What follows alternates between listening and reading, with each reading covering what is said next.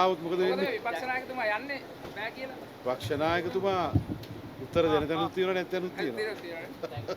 එතුමා විපක්ෂ නායකතුමා. ඔව් නේ. ඒ තරම්ම මේ දරුණු සාකච්ඡාවක්ද ගියතුනේ. ඔය ඉතින් පැය 3ක් සාකච්ඡා කරාද? ඒකේ ආණ්ඩුව පෙරලන්නද? පුතේ ආණ්ඩුව පෙරලන එකනේ අපේ කටයුත්ත. ඉතින් හැමදාම කරනවා. නමුත් ඉතින් ඡන්දයක් කරනකන් ඉන්න එපා. නෑ ඡන්දේ එනකන් ඉන්නේ දැන් ජනතාව ඡන්දයක් ඉල්ලනවා. පළාත් සභා ඡන්දේ තියන්න කියලා අපි ආණ්ඩුවට කියනවා.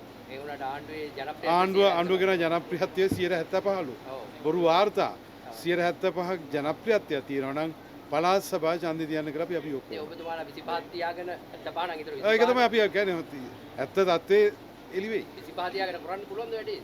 අපි කියන්නේ 25 මේ පැත්තට ගිහිල්ලා 75 මේ පැත්තට ඇවිල්ලා. දැන් මේ සාකච්ඡාවක් කරනවා කියලා කියනවා මේ නායකතුමාලා. ඔව් 23 වෙනිදා විපක්ෂයේ සියලුම පක්ෂ නායකයෝ විපක්ෂ නායක කාර්යාලයේදී මුණ ගැහෙනවා.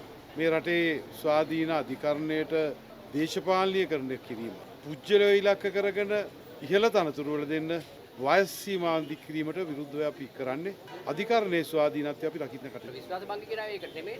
විශ්වාස භංග කියන මේ බන්ධනාගාර ප්‍රශ්නෙට ඉතිහාසයේ ප්‍රථම වරට බන්ධනාගාර නිලධාරීන් 11ක් ජීවිතක්ෂයට පත් වෙලා තියෙනවා බන්ධනාගාරය තුලදී. ඉතින් ආණ්ඩුව මේ කොහොමද බන්ධනාගාර නිලධාරීන්ට බන්ධනාගාරයේදී ආරක්ෂාව දෙන්නේ නැතුව දෙන්න බැරි ආණ්ඩුව කොහොමද ජාතික ආරක්ෂාව දෙන්නේ කියලා අපි ආන්නේ. පරදින බව දන්නවන්නේ නේද? කොහොමද? නෑ අපි දන්නවා විශ්වාස භංගෙන් අපි ඉදිරිපත් කරන රටේ ජනතාවට මේ කරුණු කියන්නේ. අපිට 115ක් නෑ. දැන් ගිය සැරේ ඔක් කරානේ ගල්ලංගුරු වංචාවට විශ්වාස භංගයක් ගෙනාව ඇමති අස් වුණා. ලේකමුත් අස් වුණා. දැන් මේකෙත් එහෙම වෙයිද? මට හිතනවා ඒ වගේ වෙයි කියලා. ෂුවර්. මොකද මේ ඇමති හරනම් දැන් අස් වෙලා යන්න ඕන. එතුමා කියනවා අපි වගකීම් බාර ගන්නවා. වගකීම් බාර ගන්නවා නම් ජාත්‍යන්තර දේශපාලනයේ තියෙන වගකීම් බාර ගන්න ඇමතිවරයා අයින් වෙලා යන්න ඕන. දැන් මේ දවස්වල කතා වෙන්නේ කොහොට්ටුව පැත්තෙන් ඔබතුමාලාට මේ නායකතුමාට එහෙම කියනවනේ නෑ විපක්ෂ නායකම නාමල් මහත්තයාට දෙන්න ඕන කියලා කතා යනවා වේදිකාවේ. මම හිතන්නේ ඊළඟ ආණ්ඩුවේ එතුමාට පුළුවන් විපක්ෂ ናයකයා වෙන්න අපි බලයට එනකොට. එතකොට විපක්ෂ නායක වෙනවා ඔබතුමාලා බලයට එනවා. බලයට එනවා. ඊළඟ පාර නාමල් මහත්තයා බලයට එනවා. ඔබතුමාලා විපක්ෂයට තව යනවා. කල් තියෙනවනේ මට. ඒක උනාට පස්සේ බලන්න වෙනවා. ඒ කියන්නේ විපක්ෂ නායක ඔහොම ඉතිහාසය අපි දැක්කා. රටේ නායකත්වයේ පක්ෂයේ නායකත්වයේ ගන්න ගොඩක් අය සැලසුම් කරා. මම නම් කියන්නේ නැහැ. නමුත් ගියේ වෙන අයට.